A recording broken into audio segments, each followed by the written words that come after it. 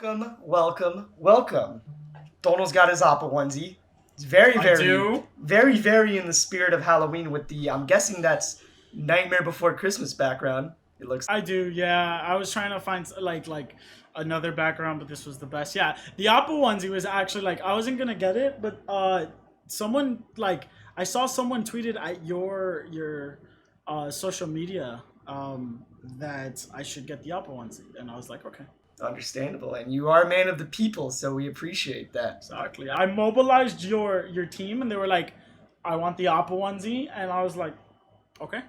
I haven't heard anything on my end, but on your end, has anyone disagreed with your statements last time about certain movie opinions? Why would they disagree? Because I'm right. All right, that's a good place to roll the intro music.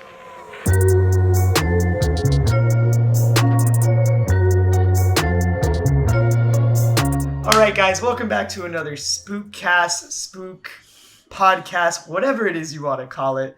I am once again joined by Tono, as you so clearly see in his Appa onesie. I'm so excited because if people had a problem with what I said last time, oh my god, they're gonna have a problem with what I said. No, and as always, before we get into our opinions and all that, if you disagree with us, not a problem. Just let us know what your thoughts are instead. Like Donald mentioned, you can follow us on all of our social media platforms that we'll do in the plug later on. But yeah, I mean, I'm excited for today's episode. This is one that we've kind of been teasing for a while, and kind of one that we always knew was in the works, which spooky season is here. And as we mentioned last time, spooky season isn't complete without horror movies. Horror movies have been a staple for cinema for the last few years now, and kind of last few years? Come on, bro. Yeah, a lot longer, and we kind of, we get a few different classics here and there. By the way, genuinely surprised that neither of us have come up with like a Halloween-themed costume. Like, we got Indiana Jones, we got Appa, last time we had our onesies, but like, I'm surprised we haven't done like a horror movie costume. We may have to do that next time. We'll talk shop about that. But well, if anyone has an idea, I need to buy a onesie and it needs to be like tweeted at us like immediately. Yeah, so I'll also try to find some for you guys, Tom. But yeah, this was a very, very difficult list to make. So today we're going to be ranking our personal top 10 favorite horror movies of all time. There is a word there that I want the audience to understand before everything. Personal. It's personal. It is not the best horror movies ever, because that would have been a completely different list. It's personal movies. And that being said, I honestly think, because we've done a few of these on Nerd Slice already. I think we've done like 4 or 5 top 10s. This has been my hardest top 10 to do. Because I shifted around so many different ones, and then I remembered some, and then I forgot some, and it just became problematic. Yeah. So I what I did to kind of parse down is I kind of did my research, kind of tried to remember all the horror movies, and then I wrote down all the horror movies that I thought deserved a spot on the list, and I came up with 24. That's a similar process to a little behind the scenes for you guys, a little similar process to Howdy, which is I kind of just take a lot of ones that stick out. I take obviously the popular ones, and then I kind of take out the ones that stick in my mind, and I just put them on a list. And then once I look at that list, I kind of start to formulate like, okay, I know this one's definitely above this one. This one, I always knew my number one because like, it's if you know me, you know my number one actually switched places last minute. And I knew that was gonna happen, and to be honest, I don't doubt that halfway through this list I'm gonna change my mind. But like Tono mentioned, obviously with the spooky season, if you're an avid horror fan, or even if you're not, and you just know a few. Let us know what some of your favorites are. That may be another. Yeah. We may be doing a little bit more spooky stuff there, here and there. I'm also excited. Once again, we need sponsorships. I'm also excited. As the time of this recording, tomorrow is going to be the premiere of Haunting of Bly Manor, so I'm excited for that. Yeah, I'm excited for it too. Did you see Netflix's promotion for it? No, I haven't. I wanted to go into it completely blind. It's not a trailer. In New York, in one of, I want to say Central Park, there's like a famous fountain. They have like a fake dead body in there with like things all around that obviously say Haunting of Bly Manor streaming, because you can't just throw a random fake dead body and not expect people to freak out. But I thought that was cool. It's good. But yeah, let's get into it, because if not, we're gonna be here for a while. And we'll be here forever. Yeah, we're gonna get into these. So I already mentioned to you, and we kind of always do this. We have 1 or 2 sort of honorable mentions, kind of ones that should be on the list but didn't make it. So do you want to start, or do you want me to start? So I'm gonna start off right off the bat with a controversial There, opinion. I have a feeling I know yours, but we'll see. What's yours? No, you do not know mine. So the controversial opinion, and I won't talk too much about it because you'll talk about it later, is my first honorable mention is The Exorcist. Get the fuck out of here. That's gonna be the one time. That's gonna be the one time you're gonna have to censor me, because. So, The Exorcist obviously came out in like 1973. It's a horror classic, but that's why I wanted to reiterate this is personal. This is personal best movies. And I was going through the list, and you guys will kind of see where my head is at. I really like The Exorcist. The Exorcist is kind of something that defines my fear towards like the demonic entity. But then I was kind of remembering a lot about the movie and everything like that, and I remember that a lot of the movie it's not until like the second half of the second act that it starts getting like really like horror wise. And that kind of pushed it down the list further and further and further until it was an honorable mention. I mean, I really like the movie, don't get me wrong. If we were doing best of the best, it would be up there. But for me, I remember that beginning half not hitting me as much, so I did put it as my first honorable mention. You have 2 honorable mentions? I do. I'll let you. Do you want me to go with the second just go one? And then we'll. So my second one, I kind of reserved my second honorable mention. For kind of something that was out there, something that was not going to be on a lot of people's top 10s. And that is Happy Death Day. Interesting. So Happy Death Day came out 2017. And I really liked it. I remember not wanting to watch it because I thought it was just another B tier horror movie that was just gonna be terrible. And I was okay with that. But I remember someone telling me, "Hey, it's really good. You should go watch it." And I was like, "Okay, I'll go watch it." And I really liked it. I mean, I feel like horror movies that can get comedy right somehow they do something for me. Like being able to kind of do that dichotomy between two very opposing feelings. Yeah. It hits me in all the right places, and that's why it's my it took my spot as the kind of out there honorable mention on my list. I haven't seen it yet, so I'll definitely check it out. There's a sequel too, isn't there? Yeah, the sequel goes into so the cool thing about the series is that they kind of tried to do another genre for the second movie, and it looks like they're going to try to do another genre for the third movie. Oh, they're making a third? I'm pretty sure. Like, they set it up for a third. So the first one is the one that's like a horror film. So that's why it's on my list. The second one is entertaining, but it just doesn't reach the first one's hype. I get you. All right, so starting off with some pretty interesting honorable mentions. I like it. I'm excited to see where your list goes from there. My first honorable mention, I threw it on here because we've had this debate, and okay. if it's, can I guess? Yeah. Jaws. Yeah, it's Jaws, because we talked about like how it's kind of a horror, but it's like it depends on what you look at it. So I have to throw it on here because obviously Jaws is an iconic movie, but also because of the dread that it inspired. Because let's be honest, when you watch Jaws as a kid, you do not go in the water for like months. Like that is a visceral fear to this day. It's a good film. Yeah, I'll give you it. So that's my like kind of maybe honorable mention, depending where we look at it. My actual second honorable mention, which you'll have a field day with, is Paranormal Activity.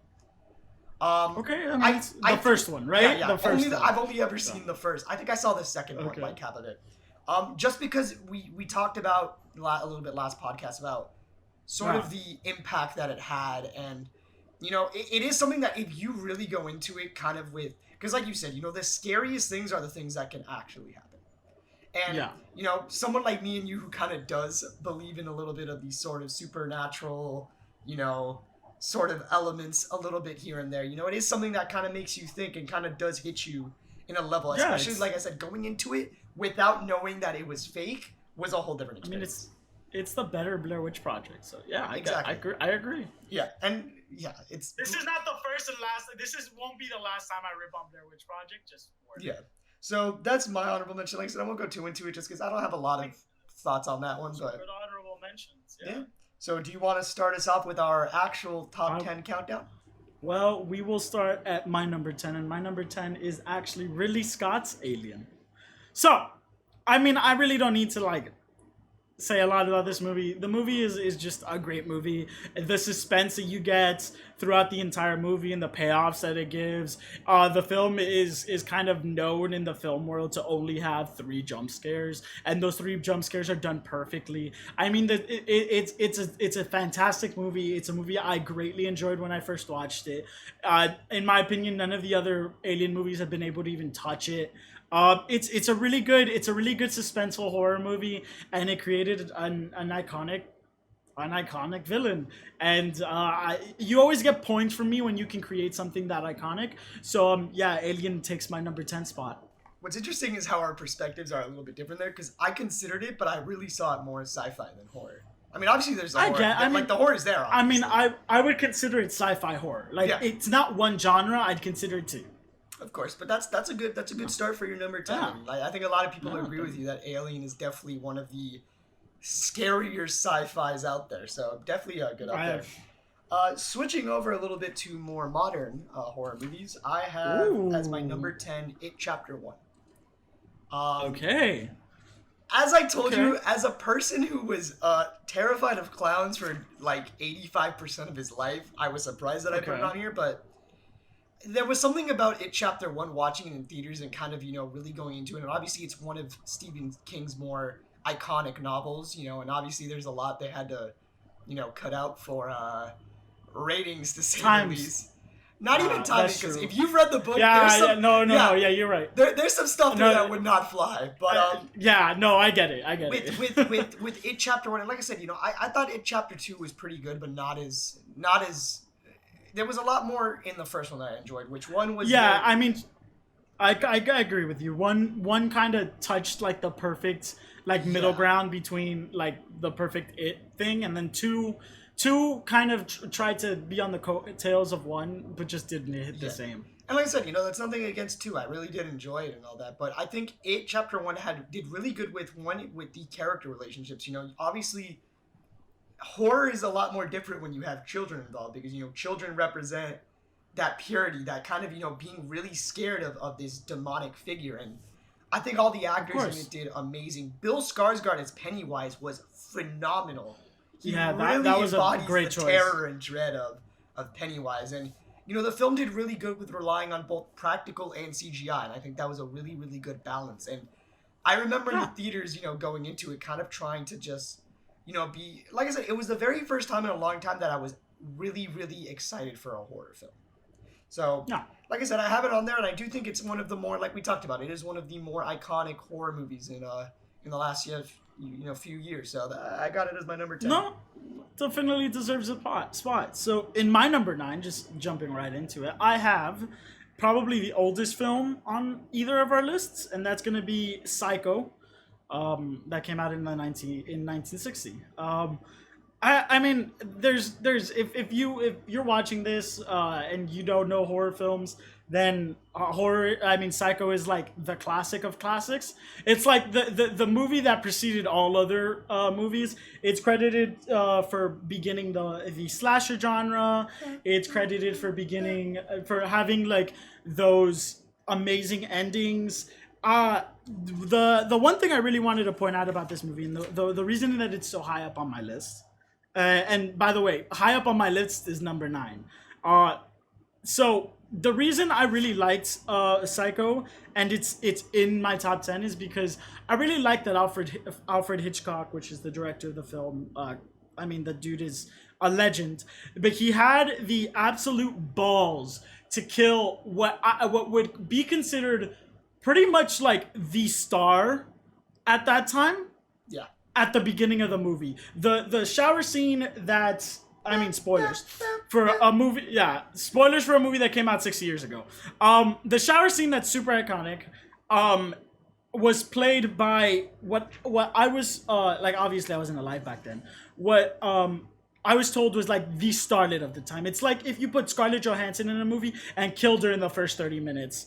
Her name was Marley Renfro, and she was like a Playboy girl. She was like a superstar, and he just had the absolute balls to kill his A-list star in the first 30 minutes. Dude gets absolute praise for that. And then for the rest of the movie, the rest of the movie's a great like psychological horror movie. The reason it's so low on my list is because those first 30 minutes kind of don't touch the rest of the movie except until the ending. But yeah, I mean, it's number 9 on my list. No, of course, and you know that I'm a very avid fan of Psycho, and I mean it's not gonna be it's gonna be on my list. Like that's goes without saying. But yeah, like you said, the movie really did good with kind of twisting the notions of normal filmography. Because like you said, it's very rare for a movie to kind of kill off its main character early on in the movie. Like it's Yeah. and we're not talking about something like maybe like Game of Thrones, something that has kind of not really a central character, but kind of like a blend of different characters as the main focus. No, this was like for the first like hour and 5 minutes, this is the main character. So it was very interesting to see that, and like I said, I'll touch upon it a little bit more later because it's like it's on my list. But Of course. but yeah, like you said, super iconic film, and I'm glad it's on your list. I'm glad that we both have that same shared thing. Coming in at number 9, you may have the I'm gonna say you probably have this on your list. I have Midsommar. Okay. This one was I a do. more I do. yeah. I figured you would, but it was a matter of just where you had it. This was a more recent one. I saw this one actually at like the start of quarantine, so like February, March, Okay. and it was something that I always wanted to get around to, but I didn't when it came out in theaters. I just didn't. There was other stuff, whatever it was, but. Finally I had a free afternoon and I sat down and watched it, and I heard a lot of good things about it, and like I said, I really try to go into movies kind of with a clear slate, but just going into it knowing that, I'm gonna say that it lived up to that expectation. Midsummer good. is to me, in my opinion, one of the best modern psychological horror films, because the movie, like you mentioned last podcast, the movie doesn't deal with kind of a central killer. It doesn't deal with kind of that we need to run away from Michael Myers or Freddy Krueger. The film deals more of the aspect of interpersonal conflict and how that can be drawn out from you. And like I said, I also think that, and like you said, the movie is really meant for people that really enjoy horror movies, because like I said, I know you talked about it. In my opinion, the movie does have a slow start, but I think later on it builds up to that. It is a movie that final shot, which if you've seen the movie, the final shot. You understand. I mean, if what you've I'm seen saying. Psycho, the final shot. Yeah. So that final shot of Midsommar is one of the most bone-chilling but satisfying horror film endings of all time. I would probably put it on par with the Psycho ending. It makes you kind of just stare at your wall for like 2 minutes and go, wow. And like I said, Florence Pugh did amazing. I'm super glad that she's getting into more films now, into the new Black Widow and some other stuff, because her performance in that was just, all the other actors did good. The boyfriend really makes you want to hate him because you're just like, wow, what a dick. But like, obviously they're actors, but Florence Pugh really sold that movie and was really at the heart of that movie.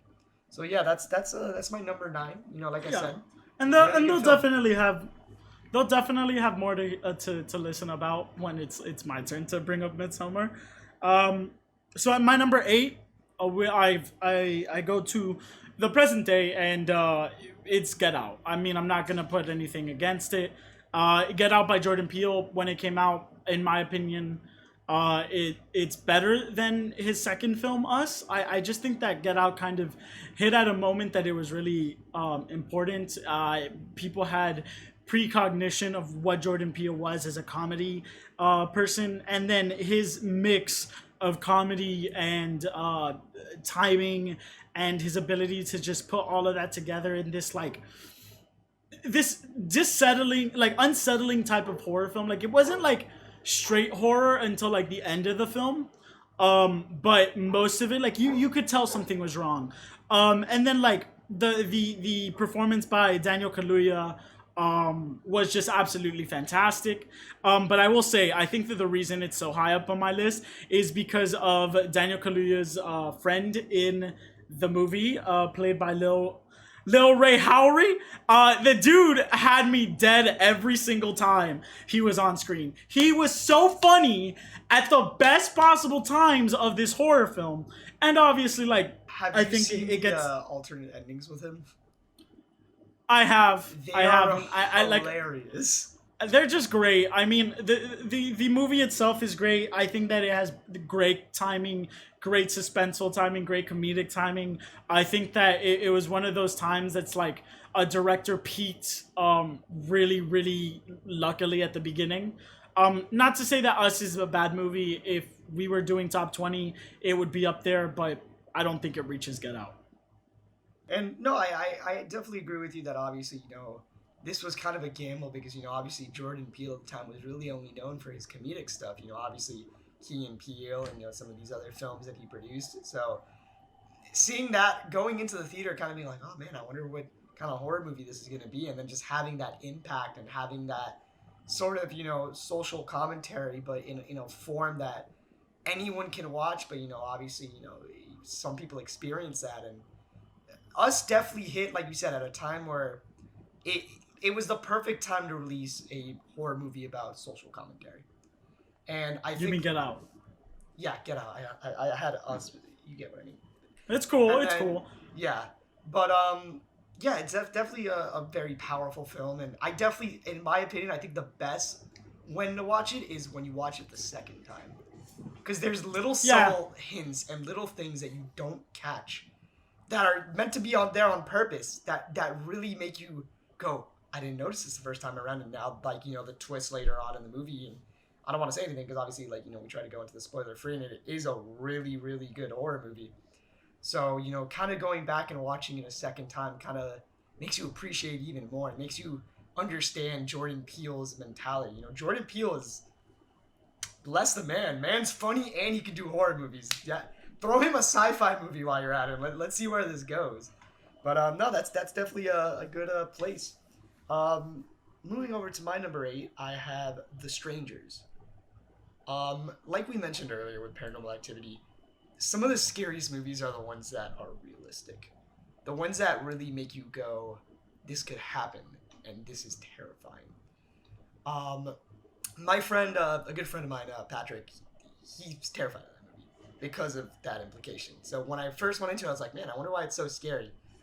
I paused that movie, and I think I started locking all my doors for like a month. The movie really... I mean, but you get what I mean. I was extra cautious more than I needed to be. Of course. But the movie really does impose a dread that you didn't realize you had. Because at its core, the movie really is about anything can happen at any given moment. And like I said, some of the best horror films are those scenarios where it's kind of these... You're not against a Freddy. You're not against, a Jason Voorhees. You're against another individual that has nothing to lose, which is even scarier.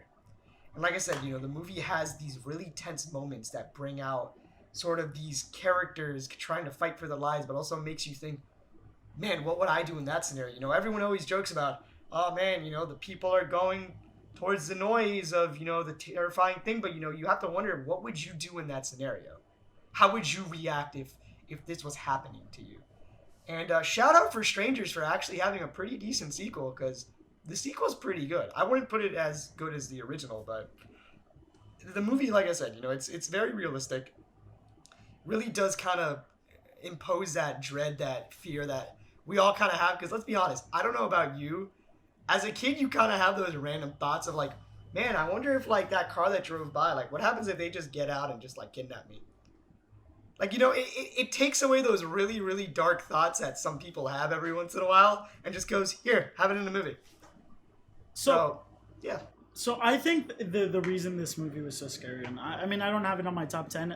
It was definitely on the list of like the extended list, but I think the reason that the reason that it's so scary is because the movie was based on real life events. I mean, the movie's based off two different things. First of all, the Charles Manson murders against the Tate family, and a series of break-ins, I guess, in that time in the Bernardino neighborhoods. So the two things are real events that happened, and then the filmmakers kind of tried to use that as inspiration for their movie. And I mean, by it being on your list, I guess they did a really good job. Yeah, and like I said, it also has another not as as iconic as like we were saying Midsummer and Psycho, but the ending also has another one of those really like endings that make you go, oh shit, you know, like it has an ending that makes you that leaves you thinking about some things. But Of course. yeah. So that's my number. So 8. from my number 7, and this is the only pick that I'm gonna get super heady and super like film nerd.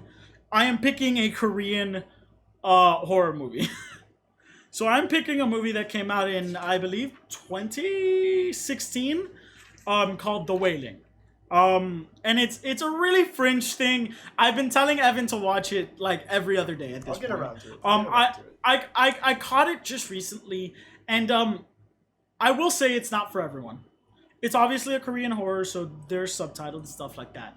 But the horror itself, the best way to explain it is with an example of Greek mythology. There's a story in Greek mythology where a guy goes to Hades, which is like hell, to kind of get his beloved back. And Hades tells him, go back to the surface, but don't look back. And that's kind of the horror in this movie. It's a horror about your beliefs and being put in an impossible situation where you have to really kind of think about what you believe in, but if you make the wrong decision, you could lose everything. And it was just fantastic, and the beats were always on point. After you get past it being a foreign film, I think it's worth a watch. I'm gonna chime in my very large expertise here. It was Orpheus who Hades told to never look back. But just gonna. There you go. Yeah, like I said, I'll definitely with your, like you always mentioned, with your high suggestion of the film, I will definitely go check it out. I do want to experiment a little bit more with like we mentioned, some foreign films. You know, you mentioned a little bit last time, The Last Troll Hunter. That was a good one. Me and you've already talked a little bit. I don't think we talked about it on the podcast. Train to Busan was another good. That one was Korean as well, I think. The iconic Korean one. There's another. There's the Babadook. I mean, foreign films are doing really, really well recently. Yeah, there was another one that just recently released. I don't remember the name of it, but Fernie recommended it to us, and Gabby watched it, and that one I gotta give a listen to. But yeah, guys, if you definitely also, if you have any movie suggestions for us that you haven't heard, definitely let us know about that as well, because it's the spooky season. I got time to watch scary movies. But no, definitely good. Is that your only foreign film on here, or do you have another one? Just a little snippet. I think it's my only foreign film. I'm pretty sure everything else was made in the United States, but I'm giving myself leeway because I'm not 100% sure. That's fair. It was like when we ranked our top 10 Netflix, and I was like, what was it? I was like, The Irishman's my only Netflix movie on here, and then I was like, coming in number 2, I had Marriage Story, and then I was like, oh, wait a second. But Exactly. no, good place to start. Coming in at number 7, which is interesting that we both have this representation. Coming in at number 7, I have Us. So it's interesting. It's interesting to see how we both, and it's funny because I also, like we mentioned, we kind of look at our list and kind of overthink everything. I really did have to think about if I wanted to put Us or Get Out here because, like you mentioned, Get Out is such a phenomenal horror film, and obviously Jordan Peele had a lot to live up after that success. And I think Us just did a really good job at kind of separating itself from Get Out, but also kind of having very similar themes. Us is a little bit different from Get Out, where it does kind of have a central antagonist and protagonist. But then, the movie has one of the coolest, kind of predictable, but really cool plot twists that kind of makes you try to go back and figure out where exactly things occurred that happened for that plot twist. And, the cast was amazing. Obviously, Lupita did amazing, as she normally does. And then I'm blanking out on the guy's name, but the husband was great too. He had a lot of comedic timing and just a lot of, really good moments. And, even the kids really stood out as well. Obviously, with movies that you kind of have to play two different parts, it's very interesting to see that dynamic. Seeing Lupita as kind of the central character kind of dealing with her anxieties and her childhood, and then having opposite of her kind of being, batshit insane, and hearing the and trying to have her formulate all that was crazy. And like I said, the movie doesn't hold back. The movie also kind of has, like Get Out, kind of does have an underlining tone of kind of social commentary. Especially towards the end. Once again, it does also have kind of that final, plot twist that kind of makes you, makes you think about things in a different retrospect. But Jordan Peele's been killing it. And that's kind of the reason that I had Get Out higher. I felt that the way that Us did it was kind of more ham-fisted than Get Out was, if you can believe that. And that's, I mean, Us is a great film. It's a good pick. I like that we have the representation of both of them.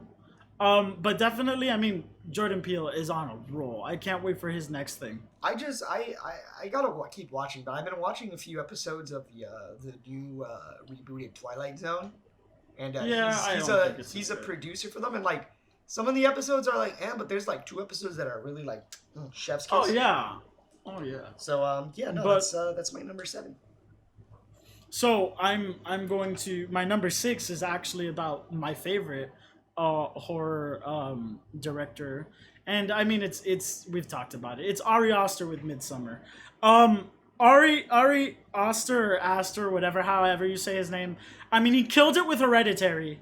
But the reason Midsommar is so high up on my list is because I think it's the best daylight horror film since 1974. Midsommar, it's not a spoiler, it's set completely in daylight, and not completely, but most of the horror comes in the daylight, and I think that it just does a superb job kind of taking away what we would kind of use as like a getaway. We use daylight as kind of our getaway from scariness, and the fact that Midsommar kind of plays with that and has so much symbolism and all of this, I just think that it was just a fantastic movie. You already talked about it. I'm a little bit like more psyched with about Florence Pugh. I think that she should have won an Oscar in 2019. I mean, she had Little Women and Midsommar come out. She absolutely killed. She's killed both of them. She's my favorite actress that's coming up. And she got paired with just an amazing director in Ari Aster. And I mean, I could talk about Midsommar and the symbolism and its amazingness for hours, but I will spare you. It is at my number 6. Another good point to throw in for Midsommar and just Ari Aster in general. However you say his last name, like you said, he's really not afraid to kind of have horror in plain sight, because even with Hereditary, like there's a lot of scenes that happen in the day or that happen in just general moments, and I think that's a really refreshing thing, because we always talk about those horror tropes that are always there, that nighttime's the most dangerous place, so it's refreshing to see a change of pace and kind of just watching all this terrifying stuff being like high noon, like it's very fun to see. But that's good. Coming in at number 6, we have finally my first old school horror movie. We have Friday the 13th. Am I remiss in saying this is gonna be just old horror for the rest? No, it's a nice mix. Oh, we're finally ranking up my and obviously, like I said, there was a lot of old school horror that I do enjoy, but there's just some to me that stand out a little bit more, and Friday the 13th is definitely up there. And it's interesting because if you know a little bit more about the Friday the 13th franchise, Friday the 13th doesn't even have Jason Voorhees. Friday the 13th doesn't have the classic. It has him. But it's not. It has him, but not how we know him. Yeah, not Jason Hockey Mask macheting everyone. So which kind of right before you start, kind of the little tidbit about that. Jason Voorhees with the hockey mask, the iconic one, doesn't show up until the 3rd movie. Yeah, so that's what I'm saying. It's interesting to see how this franchise did before it solidified itself with that. And like I said, the first movie really does kind of have those 80s horror tropes that are amazing to watch, but also kind of has like a little twist that makes you just reevaluate the whole movie. Like I said, having this one, I'll slightly go into spoilers because you need to. Having that central antagonist, to say the least, pop up at the end of the movie and kind of just makes everyone rethink about. Also, that's why the motivation is there. That's why this person's on a freaking murdering spree. Makes sense, and especially with the content of the movie, and the movie doesn't shy away from having those horror elements that kind of also make you really think. And to me, it was one of the very, very best sort of horror twists that we had in those 80s. And like I said, compared to Nightmare on Elm Street, compared to Chucky, which are also all fantastic horror movies, but Friday the 13th, you know, it was more realistic in that sense. You know, it wasn't like you mentioned until the third movie that we kind of got hockey mask Jason just resurrecting every movie and, you know, just macheting everyone to death. The first movie solidified itself as a franchise that can take the lore from that franchise and expand upon it. So Yeah. that's why I have it so high up. Like I said, I really had to sit down with these old ones and kind of just figure out which ones kind of impacted me more. And Of course, Friday the 13th, I course. think, is just one of the hits and one of the best. Of course.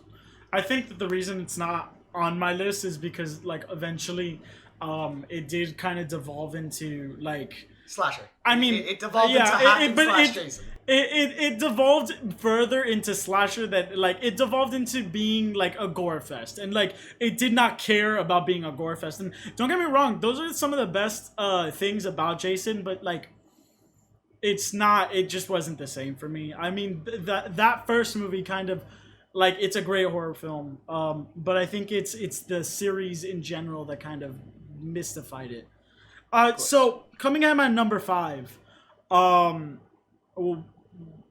kind of liken it is it's cool because they're right next to each other.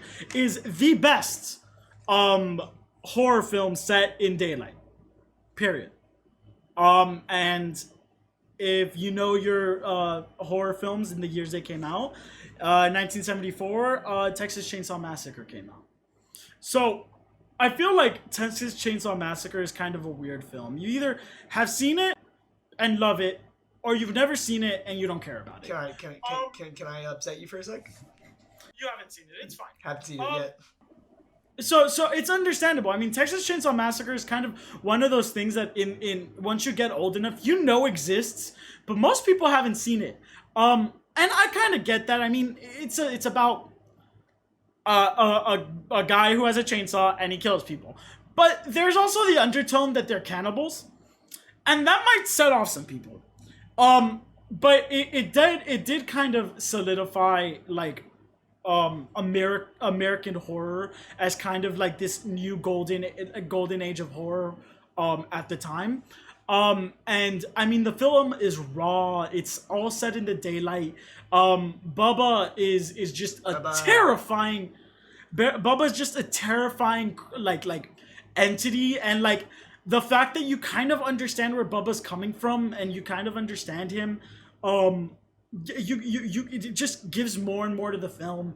And I know a lot of people, I did a lot of research, a lot of people put this film at the best horror film to ever come out ever.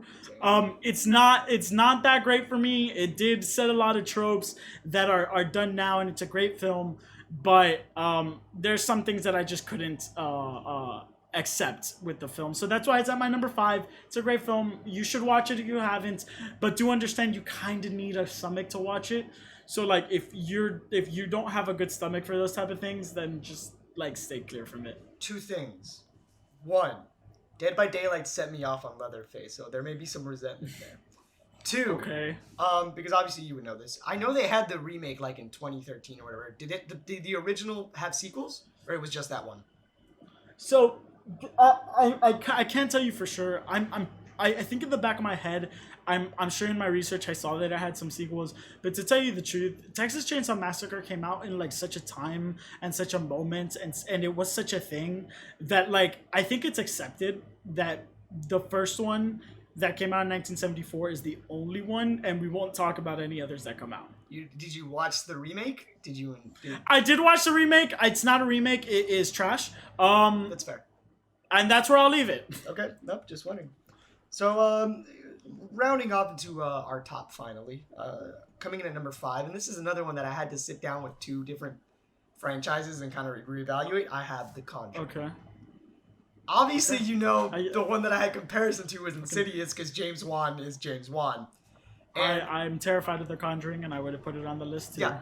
I had to really sit down because, like I said, you know, I love Insidious and I love some of the things that I did differently. Like I said, you know, having that jump scare in the middle of the day, like we talked about, that's a jump scare that was earned. You know, you build up that suspense. Yeah. You're talking about the entity and then it just shows up. But The Conjuring is just so more visceral.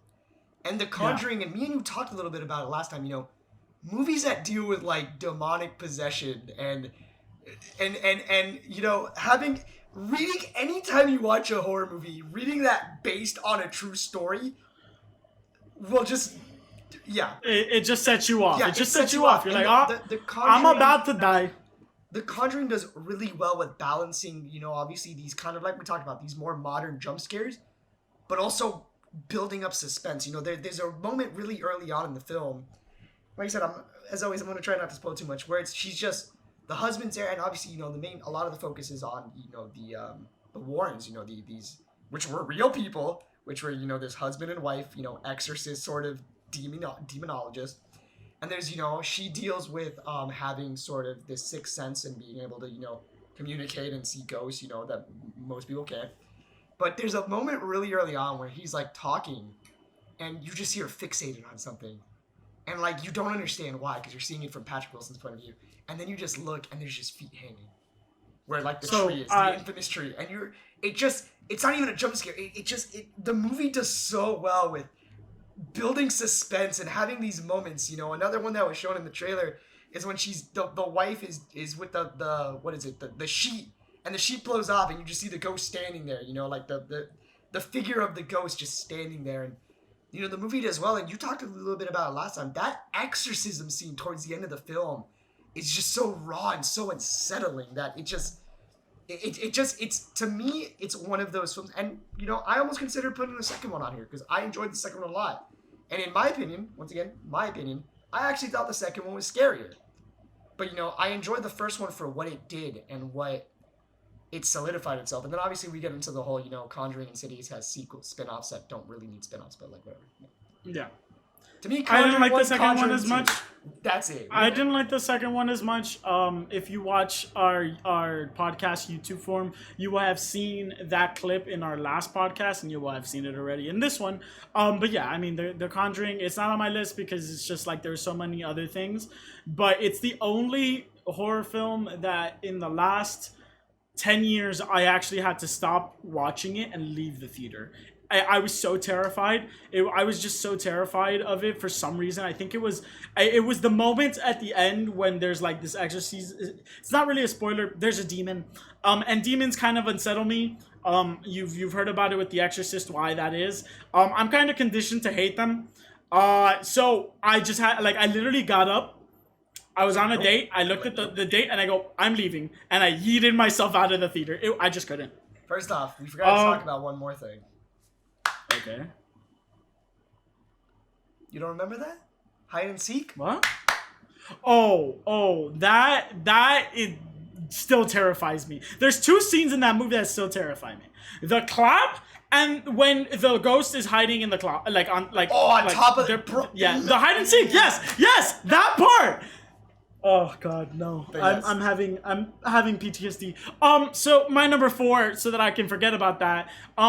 Is a movie that I don't know if you would consider a horror film. I consider it a horror film. And you can it's just I mean, I'm not gonna say it's Silence of the Lambs. I really don't need to say that much. I'm a film person. When the main character and the other main character, because there might as well be two main characters, are talking to each other for the first time, and it's that scene. I mean, I've watched that scene about 100 times, and I appreciate everything about it.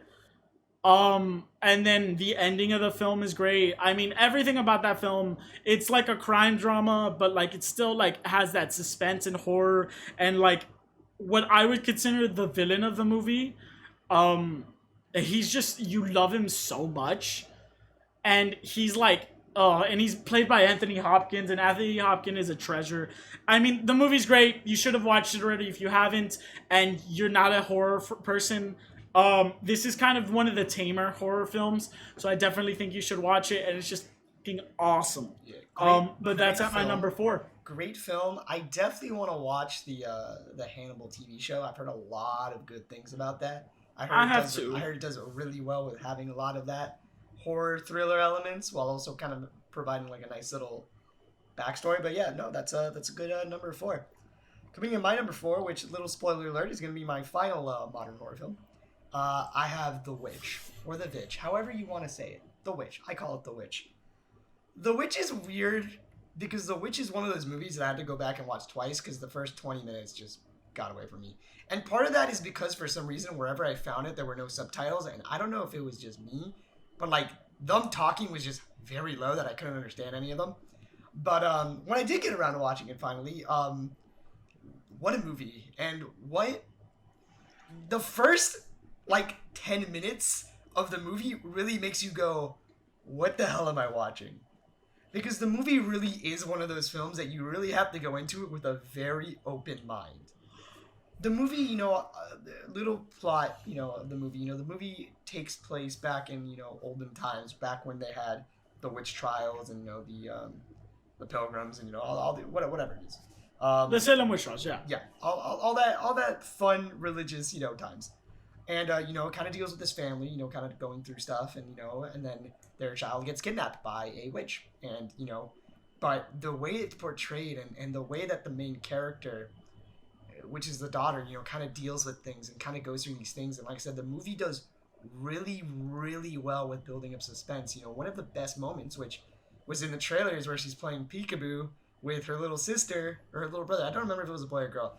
She just goes, peekaboo, and then she looks and the kid's just gone. And that's one of those moments where it's like, it imposes a dread because it's not like it cuts immediately to the kid, she's there and then it kind of just shows the look in her eyes just drop and change. And the movie just does really, really well. And the soundtrack is amazing. And, the symbolism that's there, you have a freaking goat that shows up like every 10 minutes, symbolizing, the witch and Satanism and all these other things. But I do think that it is on par with kind of these other modern films, like Midsummer and these other films that kind of take these horror tropes that we do know and changing them and kind of reformatting them so it's something fresh, it's something different. Like you said, we've seen movies about witches before. We've seen movies about these cults and these different trials, but it's refreshing. I was really hoping I would see a tail there. It's refreshing to just see these modern horror movies, do something a little bit different. And like I said, once I got around to watching it, really, really enjoyable film. And like I said, it is a little bit, like I said, out there. Definitely don't watch it as your first horror film if you, if you're kind of new to the franchise, because the movie has a lot of moments that will make your stomach churn, to say the least. But yeah, that's rounding off my number 4 pick. I haven't seen it, so I mean I'll make you a deal. I'll watch The Wailing if you watch Witch. I'll take that deal. The Wailing is a lot more difficult to get through. Equivalent exchange. So again, there's the rest of my list is old horror. And this is what I call the slasher duo. I think that watching both of these movies and seeing what they did for the entire franchise of horror and slasher in general is it's better when you take them together. It means more to the history of everything, but I won't do anymore. My number 3 is Scream. I knew this was I rate this movie. I rate this movie a lot higher than other people. And I said I was going to stop being heady and being a film nerd, but it's not going to happen. I'm going to still do it. So, Scream is here because, Scream kind of subverted everything that was happening in the genre. And, like, if you were watching films back then, it was like slasher, slasher, slasher, slasher, slasher, slasher, slasher, something different, slasher, slasher, slasher. And it was just, like, so many freaking slashers. And people were so fucking sick of it. And then just Scream comes out and they're like, oh, it's another slasher.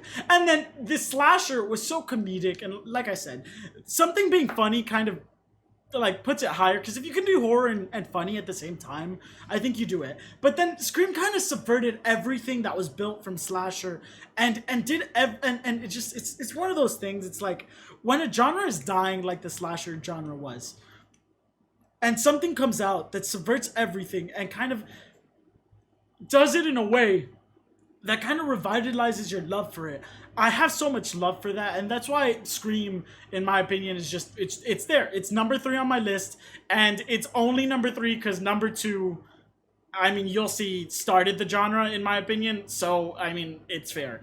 But Scream's my number 3, and to this day, among all of the slasher entities and everything, the Ghostface is my favorite one. Yeah.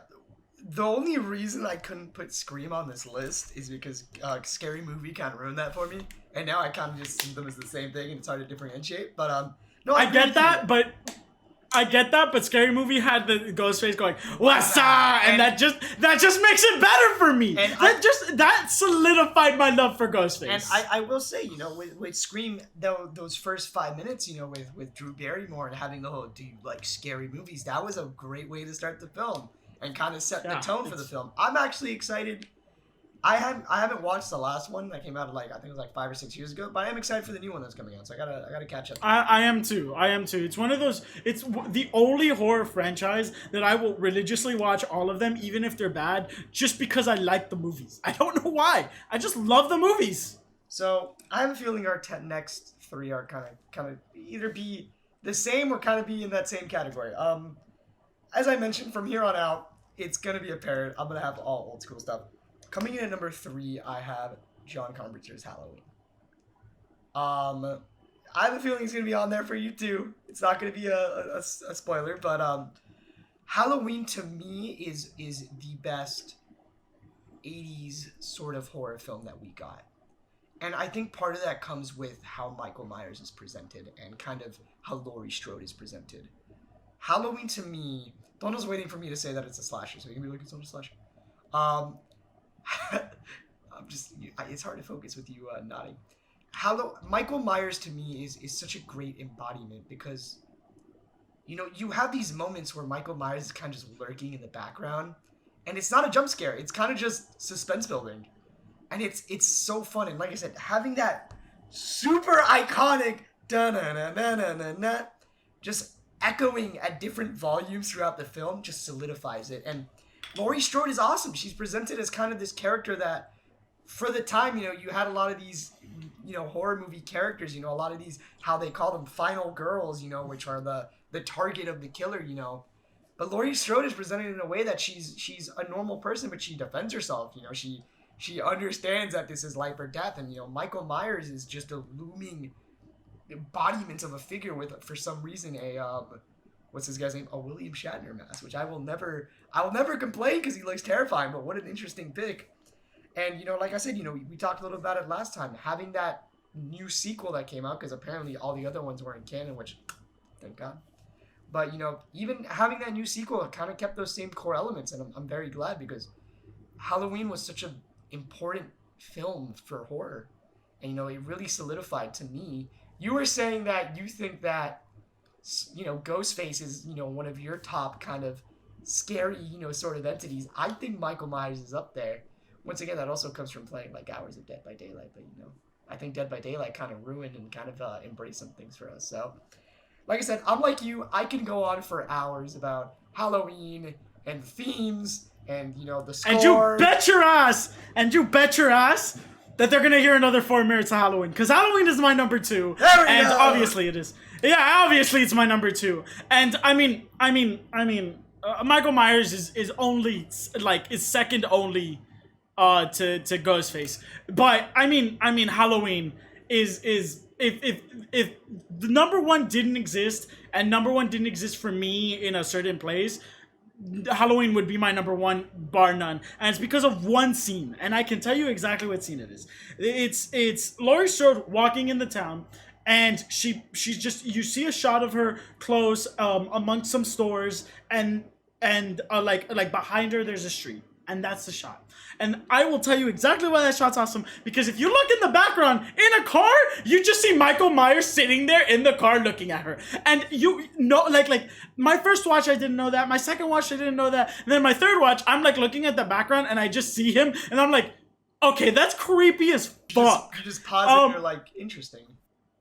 And that is why I think that Halloween is a psychological horror movie more than it is a slasher. But it kind of, I'm not going to start with that. People are probably sick of that at this point. It did start the slasher genre. It is the best slasher, period. It's the best slasher. It's best slasher. There's just no other slasher that like gets close to it. I love Scream. Doesn't get close. Scream doesn't exist if Halloween doesn't exist, and that's why Scream is 3, Halloween is 2. I won't keep on. Halloween is awesome. Please, please, please, please, if you haven't watched it, please do not watch the new one. Watch the old one, and then you can watch the new one. That's fine. But watch the old one first, please. That was a lot of hyperactivity in 3 minutes, but I just really like Halloween. Halloween's great. And I love... I'm actually For me, my saving- favorite... I'm saving Halloween to actually watch it on Halloween. So if you want to do a little watch party, let me know. We'll set that up. But I'll watch Halloween today. yeah, if you want. coming off to my number 2, and you talked a little bit about it, but you knew it was going to be on here, is Psycho. And you know, like I said, I won't go too in depth since you already talked about it, but I'll bring up some similar points and some different points. Psycho to me is a movie that aged very, very well. Because like you said, the movie is from the 60s, and you have a lot of these older films that you kind of like, they don't hold up, whether it's because, they're boring or, because the tone is different or, but Psycho holds up as a film and as a horror movie. Psycho to me, like you said, we had the crazy, amazing, just balls out concept to be like, hey, main character, not anymore. And, like I said, by the way, spoilers, I'm sorry. But, by the way, you have that iconic shower scene, which just, is etched in horror history, for millennia. It's never going to go away. And, kind of having that sort of relationship between, Bate and his mother, you kind of start wondering, oh man, what drove him to that? How did that relationship settle? And, I do think, I will say, small little plug here. I did watch the prequel show, and the prequel show does really well with kind of explaining it, but then it also kind of had like a weird twist ending that was different from the movie, so it's like, I don't know, whatever it is. But Psycho holds up. Very, very good psychological movie. Like I said, it's that ending shot, with him smiling, and, it's just, the movie just does incredibly well. And like I said, I'm going to say this as a nice little tidbit. I actually went in California, in the Universal Studios lot tour. They actually take you to the house where it was shot, and I got chills. That's cool. Because of just watching the movie and just being like, oh, no, that's terrifying. But that's me rounding off in number 2. So, Tono, number 1. What are our number 1s? So, I actually have no clue what your number 1 is. You actually don't? I'm surprised you don't. I do you know what my number 1 is? Oh, Blair Witch Project, right? What's your number 1, Tono? He brought it up, guys. I'm gonna tell you, Blair Witch Project sucks. Okay? You can't convince me it doesn't suck. It sucks. Everything that Blair Witch Project did right is done in other movies better. And people are like, oh, but it started the found footage genre. I don't care. It is a bad movie. It has no resolution. Okay, my number 1 is The Shining. My number 1 is The Shining. I love this movie. This movie made me... What? Do you want to just tackle this together? Because coming in at number 1, I have The Shining.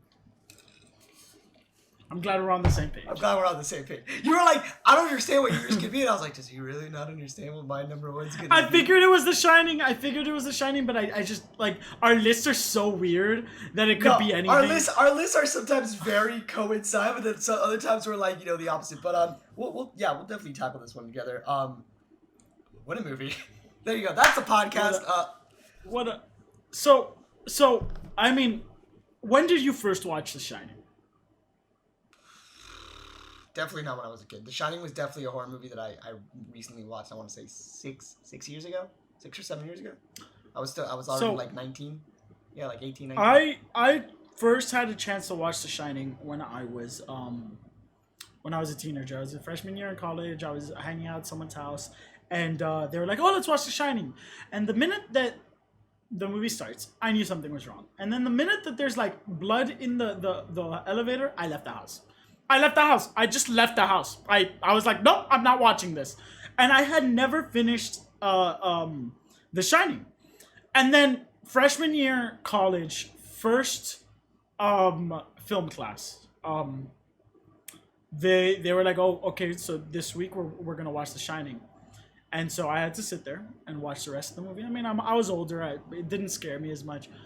And let me tell you, you guys have gotten a little bit of taste of it. We watched the film, and then we have a discussion on the film. And someone in the class goes, you know, I really didn't like that movie. I didn't think it was that great. The film, like the cinematography wasn't that great. The story was kind of trash. And let me tell you, I went off on this girl for an hour. And listen, I just love how the entire class sat back and they were like, let this guy just completely wail on this girl. The teacher let me do it, and I'm not joking. It went on for an hour, and I spit facts. I like for an hour. I just told this girl that she was wrong in every possible way. The Shining is a great movie. The hallway scene is iconic. Jack is just fucking menacing as hell. The entire prospect of losing your mind in an isolated place, and the ending just iconic, and everything is iconic, and it's a fucking great movie. And if you haven't watched it, watch it, and then watch it again because it's so much better the second time. And if you're confused about the guy sucking off the dog sucking off the guy, I am too. But that's what makes the film great. Evan, what do you think? I'm just like, I'm just vibrating everything that you just processed. So just give me a second. But first off, I don't remember the dog, and now I have to watch it again because I was like, what is he talking about? But no, like you mentioned, you know, obviously one of the most, not just horror films, one of the most iconic films of all time. The movie, I think, is the perfect blend of having sort of a humanistic but also a antagonistical, you know, approach to it. You know, you have obviously the slow decay of Jack Torrance sort of slowly going insane and you know, getting to the point where he reaches to, but being affected by these outward sources and sort of being affected by these different ghosts and these different entities. That was terrifying to watch. And kind of just dealing with all this and slowly going insane. And the movie does there it is. The movie does so well with its tone, with its pacing, with its characterization. Even to the point where, like, mind you, if you know, like, if you're like us and you know a little bit more behind the scenes, the making of that movie was hell. The actors went through literal hell in the making of that film. The wife is, like, mentally insane now. Jack Nicholson's always kind of been out there. But, the kid apparently is, like, scarred for life. Like, the kid has never done any movie after that because he's scarred. But, you know, you have these great characters, and I think, and like I said, you know, we can argue about this, but to me that has the most WTF horror movie ending of all time. Having that slow zoom with that music is just absolutely menacing and just solidifies the film. And I'm gonna say this also, once again, I don't think it's controversial at this point. The sequel is also amazing. Dr. Sleep, chef's kiss. Yeah. Holds up. And like I said, I was very, very concerned because obviously, you know, The Shining is such a beloved property, but the sequel touches upon things that from that first film and kind of, you know, brings you back to those characters and, you know, having a certain character return. Like I said, I don't want to spoil it in case people want to watch it, but, you know, The Shining, going back to that, you know, is just such a good psychological and kind of, you know, like I said, you know, the movie just watching Jack Nicholson go insane is just a trip in its own. And obviously the most iconic, here's Johnny, you know, obviously that solidified itself. And like I said, you know, the movie really is the human mind slowly decaying into just insanity. And, you know, like I said, the movie's always going to be, you were asking me like what my top films are in general of all time, because my things always shift, but The Shining to me will always be my number one horror film. And like I said, nothing is going to change that unless, like, a cinematic freaking masterpiece comes out tomorrow of horror. But, like I said, yeah, you know, like, The Shining it's The Shining. And like I said, if you haven't watched it, definitely go watch it. Or any of these films that we suggested. If you're interested in any of these films, definitely give them a watch. Or like I mentioned, now we're going to segue into my favorite segment, which is the plug, where we each get a minute to sort of plug our own things, no matter what it is. So, Donald, I'm actually going to let you go first today, switching it up a little. Cool. So you can catch me on all social media at Jack Films. I keep on saying every podcast that I'm going to make a channel on YouTube. It's kind of been hard because I've been editing this stuff and then I went back to work. So that's going to come eventually. And then so I'm using the last like 30 seconds to say, if you guys want us to talk about if you guys want to see me kind of just go crazy about films, then ask Nerd Slice to do top films ever, and I will legit talk about one movie for 30 minutes straight. And Nerd Slice knows what movie it is. I just need an excuse to talk about it. So if you guys want to give me that excuse, I would really love you guys for doing that. But we can never ever, and I say this with such sincerity, we can't do our top 10 movies of all time because it will literally be a 14-hour podcast. Like, so we'll split it up. Maybe we'll save that for like a 24-hour live stream because me and you will just pop off. I'm gonna say 3 words, and I'm not gonna say them now because it's like a light switch that just turns Tono into a different person. Oh my god, he knows it. I'm gonna say law. That's all I'm gonna say, and Tono already. Yeah. But yes, but yeah. So yeah, it's up there. So my little thing now, like Tono mentioned, you can find us on all social media platforms. You know, we're on Twitter at the Nerd Slice. We're on Instagram, TikTok. You can find this obviously if you're watching this on YouTube. You're on YouTube, but you can find us wherever podcasts are. I'm going to use the last 30 seconds to plug in some other stuff that I want to talk about. So, guys, I want to know from you guys what more things you would like to see on the podcast. Obviously, like I mentioned, you know, we're doing spooky season because it's spooky season. But, you know, I definitely want to hear from you guys a little bit more. You know, we do fan questions, so we do send us your fan questions. But also, you know, let us know what you guys want us to talk about, you know, whether it's about a review about a certain film or a show or a game, or whether it's just something a little bit more laid back, like maybe our opinions on dating, our opinions on food, our opinions on life, you know, just let us know there. And that way, you know, we can have a different variety of things, you know, going forward. Like I said, I have a few podcasts planned out for the next few weeks after spooky season rolls around. We have a lot of nerd news that we actually haven't covered because we're focused on spooky season. So we're going to have to do a giant podcast for all of that stuff. But yeah, definitely find us all there and let Jack know what onesie he's going to wear for the next stream because onesies apparently have consumed his life now. And it's very comfortable. Until then, definitely stay spooky.